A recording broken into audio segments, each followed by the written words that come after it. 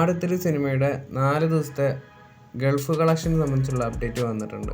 Cinema 4 ദിവസം കൊണ്ട് ഗൾഫിൽ നിന്ന് 38,20,00,000 രൂപയാണ് കളക്ഷൻ നേടിയിരിക്കുന്നത്. ഇതിൽ UAEയിൽ നിന്ന് മാത്രം $2.79 മില്യൺ ആണ് കളക്ഷൻ. ആടുത്തൊരു സിനിമയുടെ 4 ദിവസത്തെ world wide box office collection എത്രയെന്ന് നോക്കാം.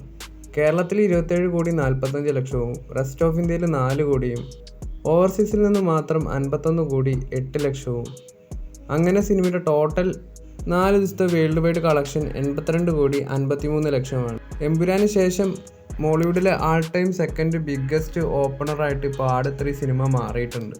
ഓപ്പണിംഗ് വീക്കെൻഡിൽ ഏറ്റവും വലിയ വേൾഡ് വൈഡ് കളക്ഷൻ നേടിയ ടോപ്പ് 10 മലയാള സിനിമകൾ ഏതൊക്കെയാണെന്ന് നോക്കാം.